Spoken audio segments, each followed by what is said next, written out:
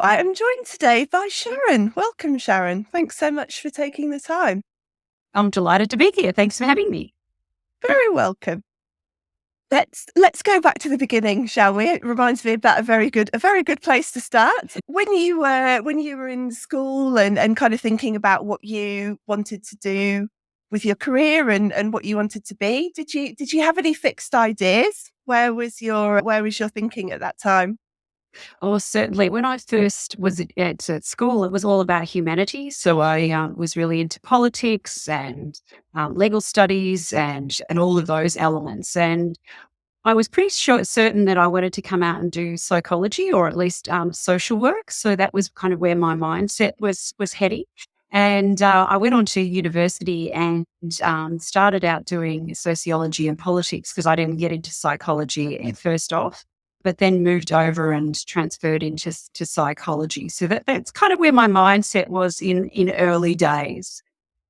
And did you enjoy it? Was it kind of as you thought it would be?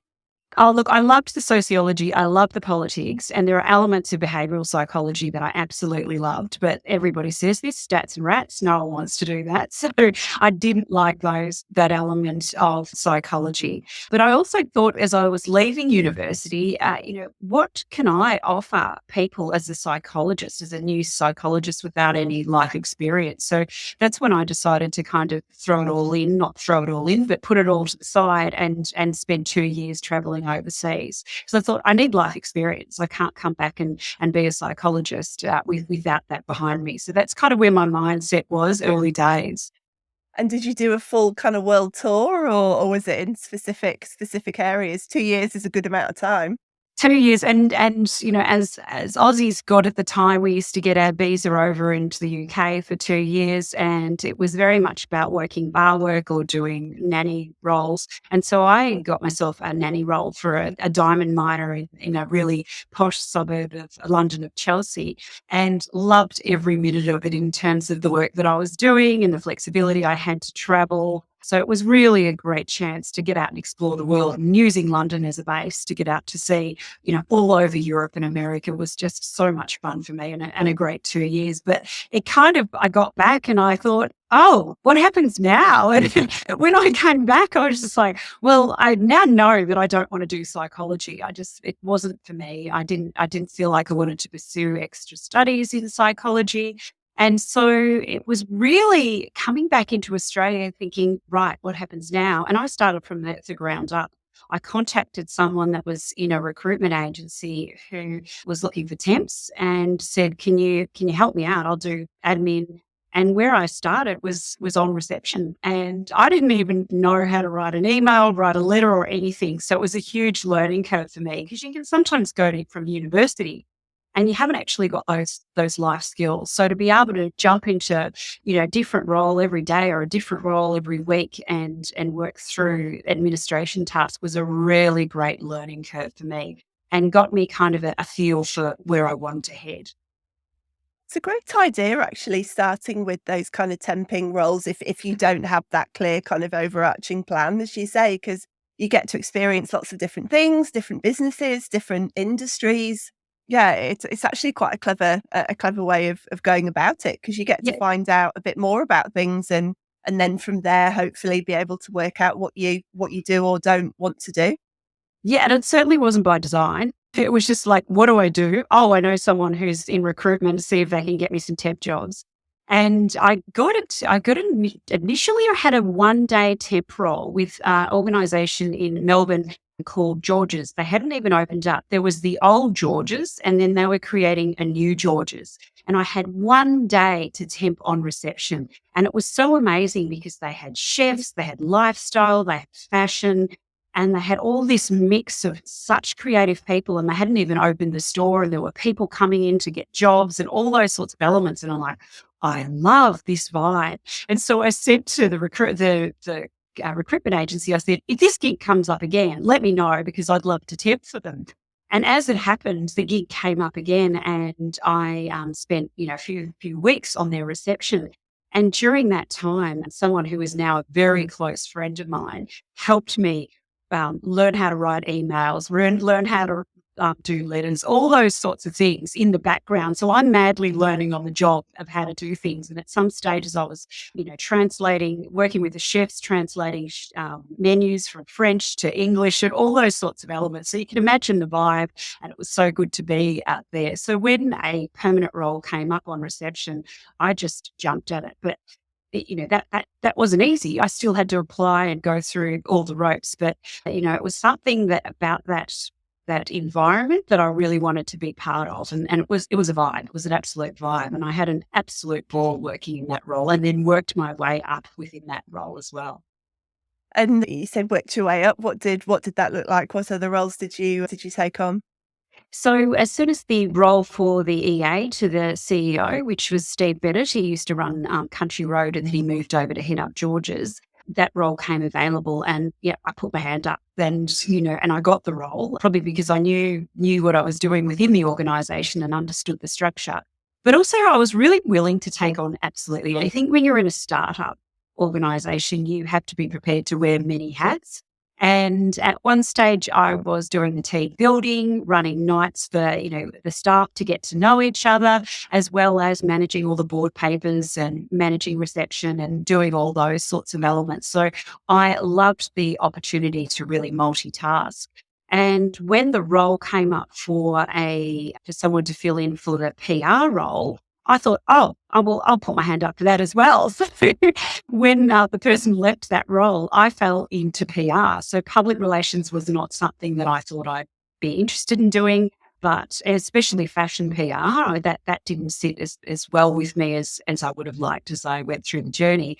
But I started getting into public relations, and that's when the light bulb moment went off for me. And I thought, this is where I want to be. Communications and public relations is absolutely the space for me. So then it was when George's, they collapsed after 15 months, that the project didn't work. I started to think about, well, what do I want to do with my career? And it was about getting that education to back me up in public relations. And that's when I started to really flourish in what I wanted to do with my career. It's really interesting, isn't it? And it's something that I've kind of find myself saying often, that it seems to me that the system is slightly flawed, because so many people come out the other end of school, university, and really don't know what they want to do. And yet you're making these big decisions, which obviously have an impact, not for the whole of your life, but for a significant proportion of your life. And most people don't know. And it's quite a common story that that you tell there about, you come out and you're just trying to kind of figure it out, and then often end up actually going back and studying something now that you've got a bit more information, and now that you do know what you really want to do, going back and doing kind of further study in that area.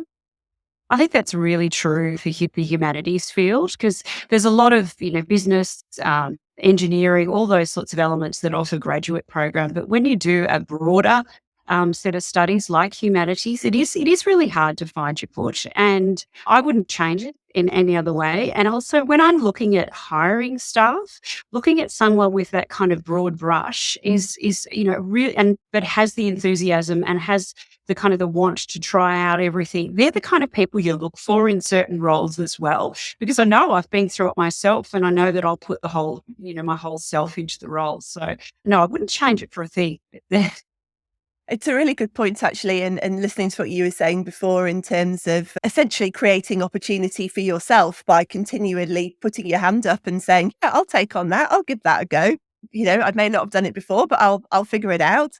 I do think that's a mindset that gets overlooked for actually how important it is. And I think often certainly people that I know that have progressed rapidly, that has often been the kind of the key differentiator, that they have been that type of person who hasn't just kind of sat back and waited for the opportunity. They've actually gone out there and made it happen for themselves. But a lot of that is just by saying yes when they don't necessarily know what they might be getting themselves into, but just kind of taking the chance and figuring it out.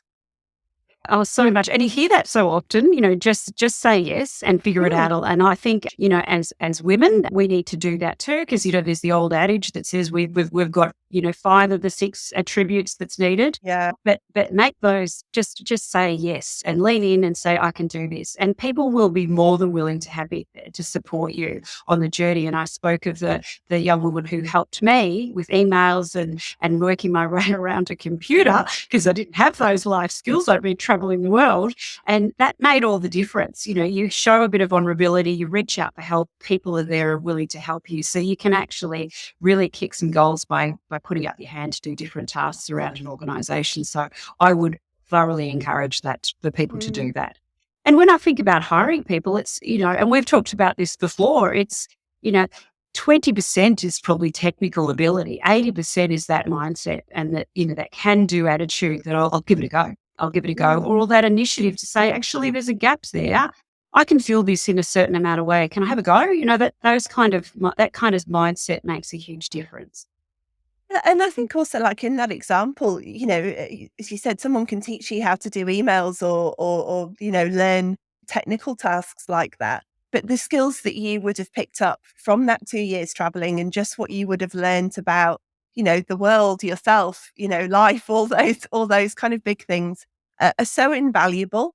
And I do think it's a shame often when people skip that step or just kind of go straight into to working and don't kind of have some of that broader experience. I couldn't agree more. And you hear often about gap years, and I think they are so in about gap years. So, I remember when I was going through, goodness, if I don't get this score and I don't get into university or whatever, that's just the end. But it's not. And I think if we can just normalize the fact that, you may not get into what you want to, but you will eventually with the passion and with the right mindset to try and push. Even when I think about, I hadn't got into psychology, and I remember my mum saying to me, well, apply at Monash Psychology, see how you go. And I didn't get in the first round. And she said to me, you go into the office at Monash and you sit in the hallway until you get in. And it was the best lesson because I did that. I went in and said, I really like to do this course. I know I haven't got into the first round offers, but I'd really like to do it. By the 4th round offer, I'd got an offer in to get into psychology at Monash. So, there are ways around things. Don't ever think that there's just one process that we have to follow.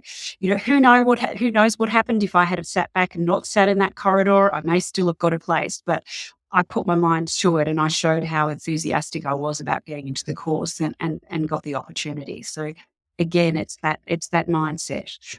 I love that. That's a great story.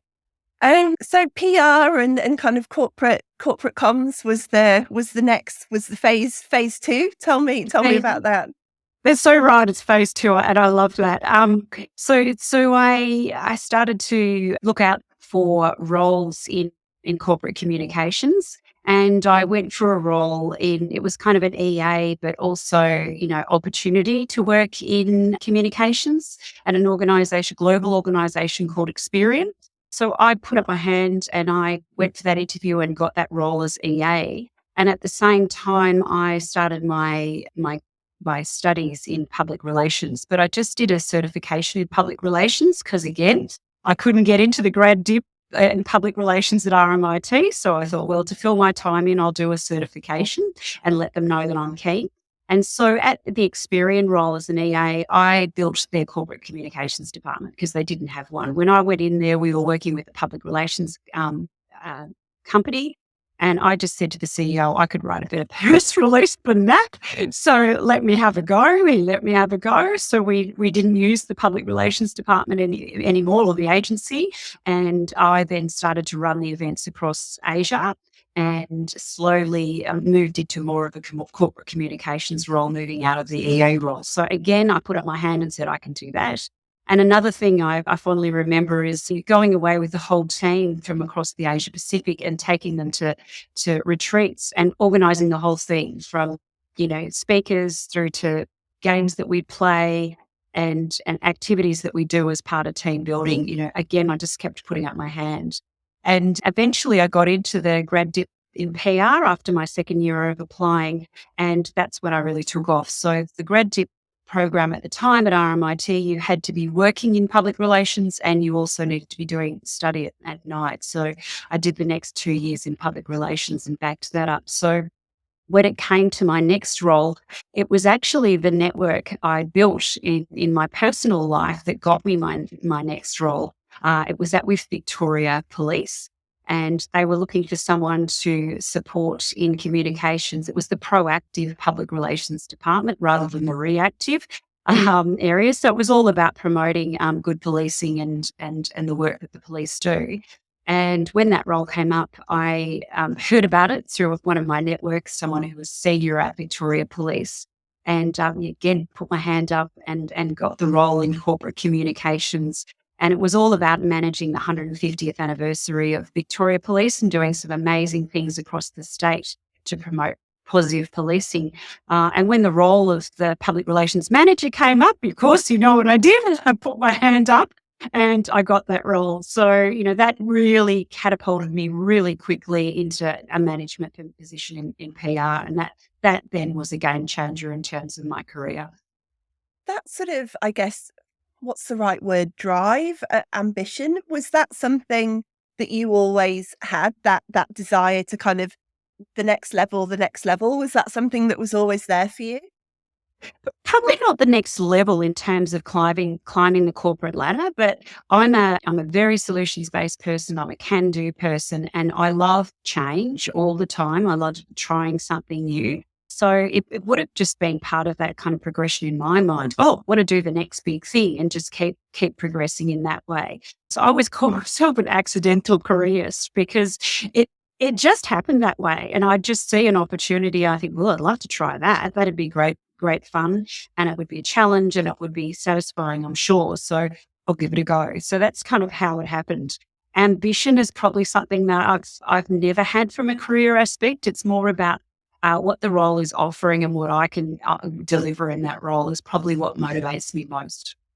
I love that because I think it's so important to kind of recognize that there's not only one way. You might end up at the same destination, but there's various different ways that you can get there. Because I think, someone outwardly might look at your LinkedIn profile and as I just did, would assume, oh, ambitious and wanting to kind of climb the career ladder. But I love the response there that it's actually just about, shouldn't say just, it's not just, it's about being curious and wanting to try new things and enjoying change. And I think that's a really important message that kind of sometimes gets lost. People can get a little bit fenced in sometimes in terms of Yeah. how they think about their careers or how they feel they either are or aren't progressing.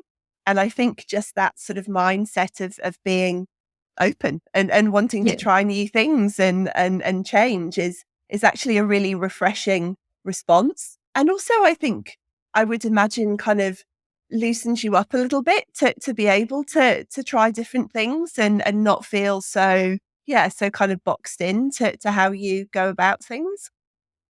And doing something you're passionate about because it shows and it shows to the people that you work with. I think that is probably the most important thing, and it's something that I've learned along the way.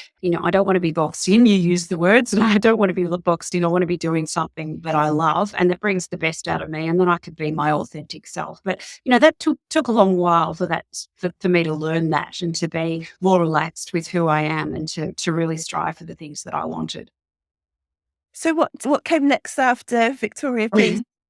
So after Victoria Police, so I was on a bit of a roll here. So I managed the 150th celebration of Victoria Police. And then, of course, you can imagine in Victoria, there was a lot of 150th anniversaries coming up because we were establishing the state then. And so when the role for the Parliament of Victoria's 150th came up, I thought, wow, I'll put my hand up for that. So it was actually project managing it. And it was a wonderful opportunity. What I was able to do was have lead time. So there were 2 years of lead time before the action project started, which is so unheard of.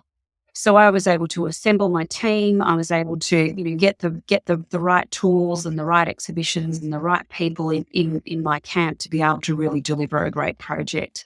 And it was great fun. It was really good. So I got to have my office at the Parliament of Victoria. So I was amongst MPs, and that was really interesting. But I also got to be able to tap into all that expertise. And it was really a bipartisan role, which was great. So everybody was on board because it was about promoting, a positive thing. 150 years of democracy is something to be proud of. And so I was able to do a whole lot of fun things like exhibitions and a book launch and, a traveling exhibition and, big parties and tea parties and all those kind of things. And being able to get the right resources in to support you was just a learning curve for me, because I was then working with different agencies like PR agencies and marketing agencies and the like. And it really helped me grow into a manager, but also to really have some more in my toolkit as the direction I was heading. And it was really it was less about public relations and becoming more about event management in terms of my career. Nice. And I'd imagine that thinking back to when you were doing politics at school and university, there must have been a kind of a nice proud moment there of kind of, look at me, look how far I've come. That's great. It was an absolute thrill because, you understand the system and, you're a little bit political yourself. So, a bit of a political dork. So it was great to be in those walls of the corridors of power. But then when you actually get down to it, you realize people are just people. And, they're coming from all walks of life in Parliament, and they've got all sorts of the same stresses that everybody else, and they all work really, really hard. So that's kind of what I learned. And they were all welcoming of the projects that I was doing, and they all were happy to lend a hand as well. So that was a real eye-opener. So when I see politicians today, I know they've got a lot of stress and they are just people and they're just doing the best they can with what they've got, whether we agree with them or we don't. Yeah, exactly. And then what came next? What happened after that? What when next? that project, What new what adventures? next? Because that project had a definite end date because, there's only 1 year for the 150th.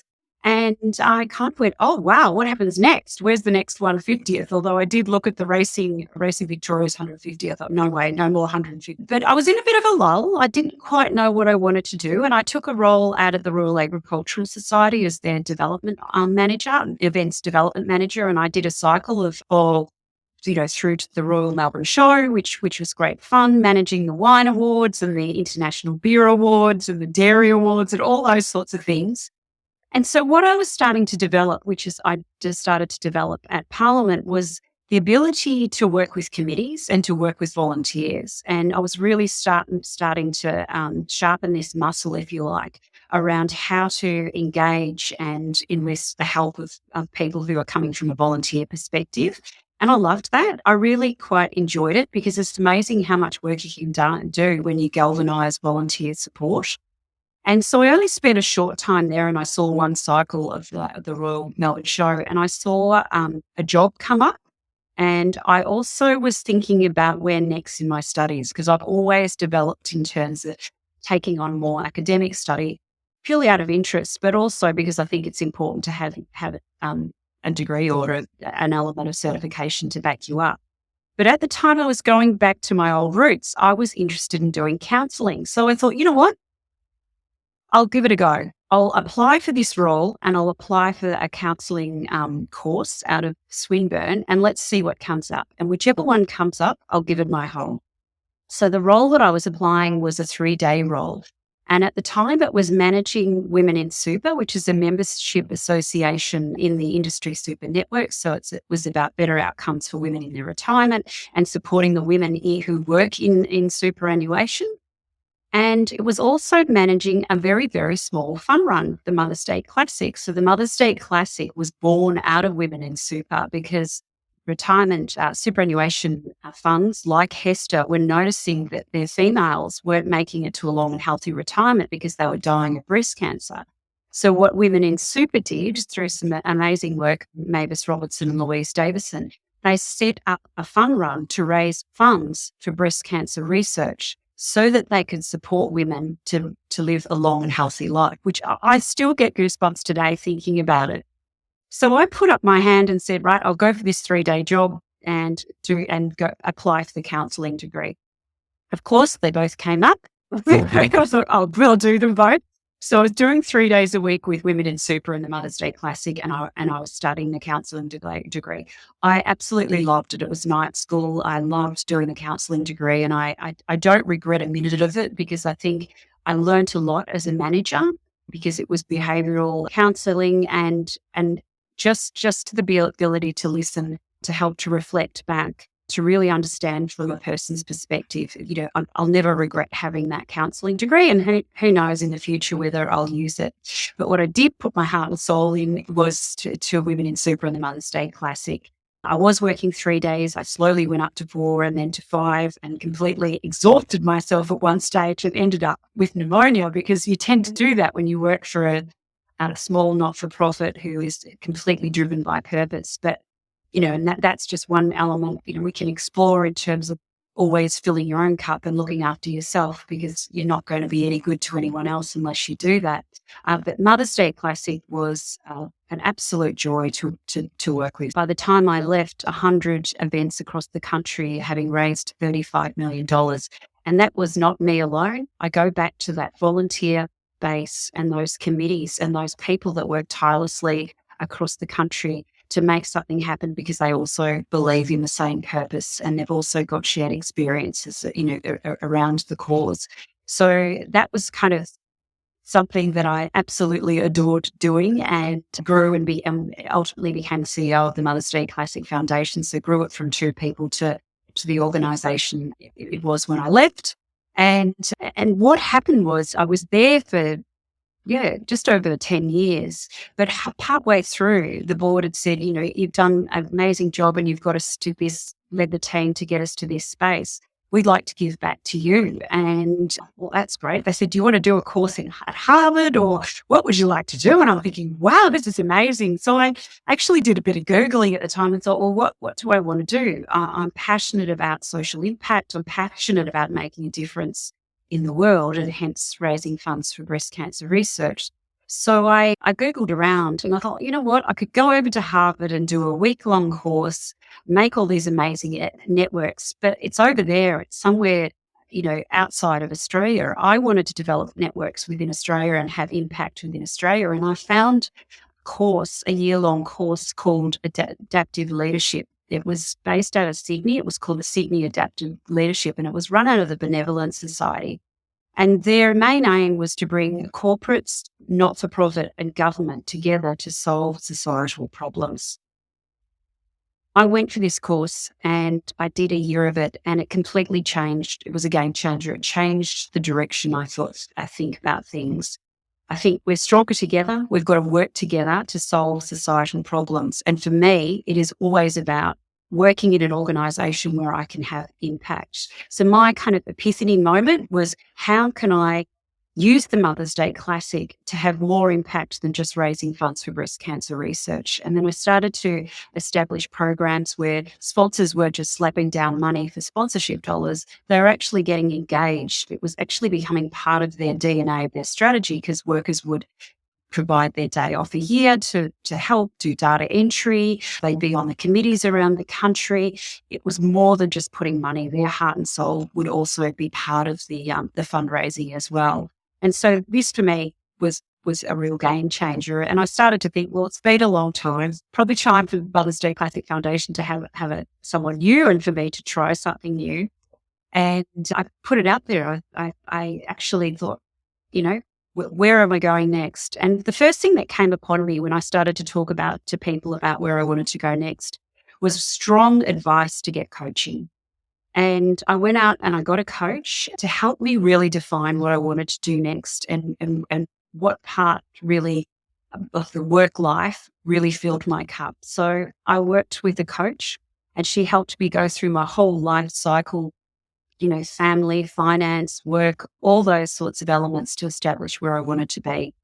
And what I established is that I still wanted to work in an organisation that had social impact. I still wanted to lead a team, and I love being the spokesperson and the ambassador type role and speaking at events. But I wanted to be part of a global team because I wanted to have colleagues just like me around the world. I think as a CEO, it's very lonely at the top. And it's not something I love. I love to be able to bounce ideas and be able to work through strategies with other people. So I put it out there, and a friend of mine who ran a membership association put a role on my desk, and it was general manager for the Chartered Institute of Procurement and Supply. And I'm like, what planet is she on? I know nothing about procurement. So I kind of went, yeah, thanks for that. And then I went to a business chicks lunch, and I sat next to a woman, and we were chatting. And it was on the tram ride back when I was telling her about what I was putting it out there. This is what I'm looking for, global role, social impact, all of those elements. She said, I've got the role for you. She shared the same role with me. And I'm like, I'm going to start having a look at this role.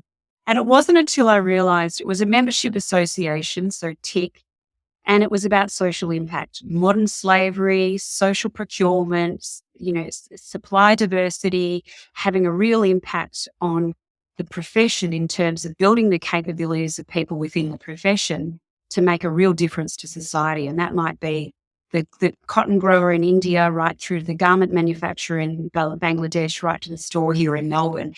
The whole supply chain and those that run the supply chain, if you get their capabilities right and their heart in the right place, we can actually change the world. So I applied for the role, and I was the first non-procurement person to get the role in the ANZ region, and I just thrived, and I absolutely loved it. And it was about engagement, it was about relevancy, and being really relatable to the members. It wasn't about procurement, mind you. A CEO of a small not-for-profit, you get to know a lot about procurement, but it wasn't about being a practitioner. So that kind of led me into the world of commercial supply chain procurement, of where I sit today. It's awesome. I love it. There's so many elements to it as well. And as you were sort of speaking, just the kind of, again, it's that sort of openness and putting yourself out there and kind of seeing what comes back. And how interesting that two people mentioned the same role to you. It was obviously destined to be your role at It that was a point, wasn't sign. it? Yeah, absolutely. Absolutely. But it's interesting that you put it out there, but you don't see it. It's to tell two people for me to come, hang on, this is what you're asking for. Can't you see this? And then when I actually looked under the lid, I got it. And that light bulb went off. It's such an interesting point that I was literally having this conversation with someone yesterday that sometimes you're just too close to it. Sometimes it actually takes another person to say, "Hang on, did you hear? Did you hear what you just said? This is actually exactly what you just said that you were looking for." But sometimes when you're so close to it, obviously it's you just don't see it in that way. It happens all the time, I think, and yeah, sometimes it just takes someone else to kind of open your eyes to it. And being open to new ideas. Yeah, absolutely. Yeah. And how interesting as well, going back to the course that you did, and I guess again it's openness, but openness to kind of new ideas and how that kind of ultimately shaped certainly that next phase of your career from there in terms of perhaps focusing more around kind of advocacy and kind of bringing different elements together. Yeah. So it's the counselling degree is never lost. I mean, because I've become more into leadership now, and I define a difference between there's management and there's leadership. And you're absolutely right. It is about advocating, and it's about influencing, and it's kind of also bringing into a part of my role empathy and understanding and listening. And I think I'm now in a role that covers commercial, contract management, legal, procurement, supply chain. And probably one of the positives about coming into this role is that I don't come from that background, because I stop and I'm able to listen and really kind of try and understand from a different viewpoint. I don't come with any preconceived ideas. And I think that really helps me in leadership. And it also is kind of something that underpins what counselling is all about in terms of listening and being able to understand another perspective. It's such an interesting point that it's something that I have noticed a lot in the time that I've been in Australia, that there can be, or does seem to be, this kind of predisposition to wanting people from within the same industry. And personally, I have never really understood that. And in certain instances, I can see it, but I also think there's enormous value in exactly what you were saying there. Someone coming in with a fresh set of eyes, no preconceived notions, listening, learning and understanding and actually bringing fresh insight and new insight because they haven't been immersed in that particular industry for, their whole career sometimes. It You've kind of goes obviously. back to what we were talking about earlier, is about what you look for in terms of bringing someone into an organization. And, it doesn't have to be like for like. And I'm really passionate right now about people looking at job descriptions, job ads differently. We don't want the same person in the organ. You don't want the same person as you in an organization. You want to be able to bring in diversity so you can get that innovation. You want to be challenged. You want your organizations to grow. So I think that's something that we've also got to be really conscious of, is bringing different people that are different into your organization is a real positive.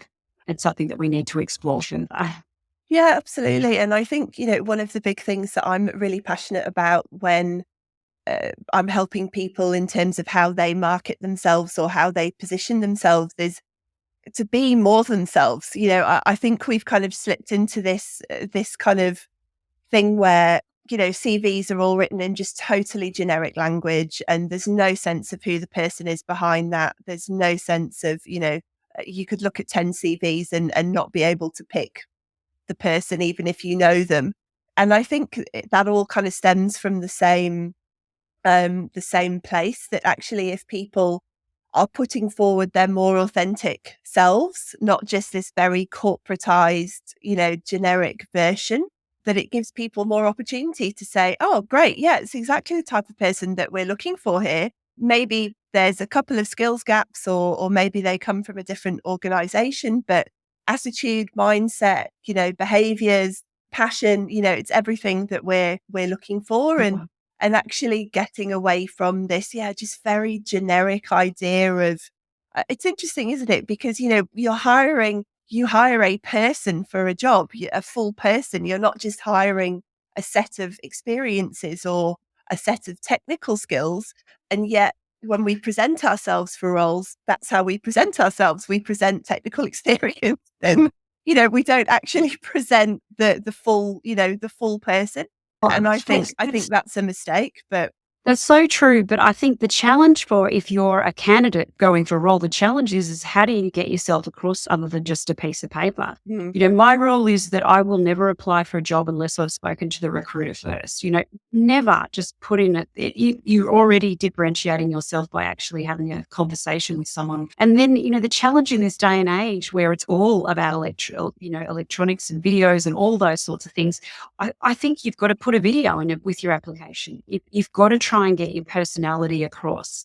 And to do that, you have to be a bit out there and try these ways, because otherwise you are, exactly as you say, a piece of paper with a whole lot of technical skills on. So make sure that you put that personal touch in to going and for jobs. absolutely, and differentiate yourself. I think that's a video is a great way of doing that. I agree. I think it's a really clever way, and it can be, And don't underestimate your networks. That's the other thing no, too. absolutely not. People who know you.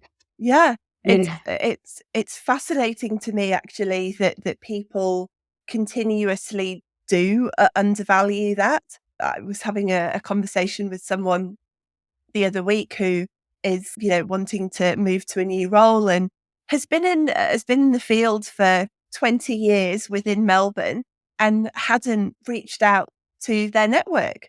Like, that's where your next job is. If you've literally been in this space for 20 years in Melbourne, all those people that that you've worked with, that have been, that you've interacted with, that's where your next job is coming from.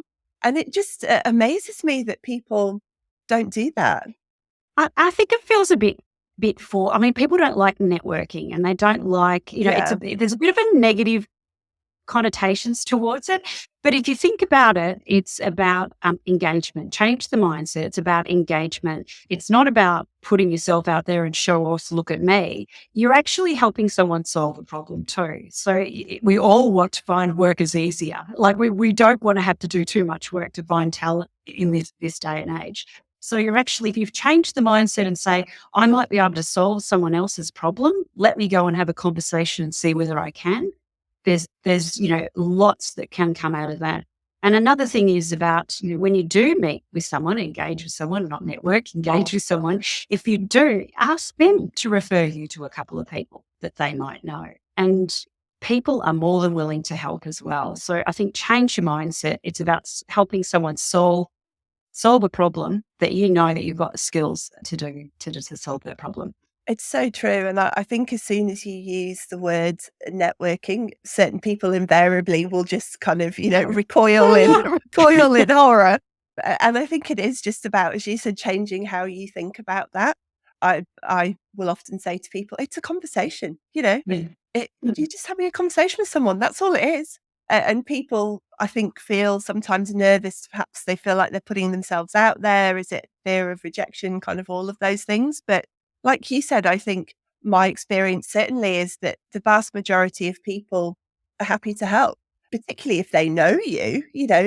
I'm sure that they'll want to help you. But unless you kind of ask the initial question or kind of put your hand up, as you said before, put yourself out there, they don't know that you might be needing help or that they can do something to assist you. So I think that's a really, really important point, and just shifting how people think about it. Absolutely. My last 2 roles have come through my network. So, it really does work. Yeah, absolutely. It does. We've covered a lot there. We've covered a lot there, Sharon. And you've given some great tips and advice already, but I wonder if there's one thing that you've kind of learnt kind of across the journey, one thing that you know now that you wish you knew then. I think it comes back down to authenticity. And, I really wish that I had backed myself, backed my knowledge and my abilities earlier on in my career. I was so busy being kind of a mold. This is how a manager behaves, and there's no personal relationships with teams. It's all professional targets and all those sorts of things. Well, that's crap. It is. It's about coming to work with as your authentic self and leading. And I really like kind of the movement of leading with your heart and your head, because we all bring things to work that are from home, and it affects us, affects our judgment and our working. And so we really need to be able to be open to that and to be open to have discussions. So the more that I let those preconceived ideas go about who I should be and was myself, my authentic self, who does say some crazy things and gets really excited sometimes and is a bit hyper, that's me. And that works. In the roles that I've been working around engagement and being able to relate to people and find, authentic ways to engage, that has been me, and that has really helped in my career. So the moment I stopped being a cookie cutter manager and started to be myself was the moment things changed for me. So back yourself. You're all uniquely you. So just be you. Do you think, I totally agree. Do you think that is something that comes with age? It's certainly something that I only got to probably only in the last 5 years, I would say. I do, but I look at my niece and my nephews, and I just look at a new generation of great confidence of who they are and how they're allowed to be different. And it fills my heart with a lot of hope that they may not have to wait till, to their ages that we got to be able to realize that just being yourself is okay. So I think age helps, but I do think there's a change in the younger generation that really does excite me. Nice. Well, thank you so much, Sharon. I really appreciate you taking the time, and it's been fascinating to hear some more details of your story. So thank you so much for sharing.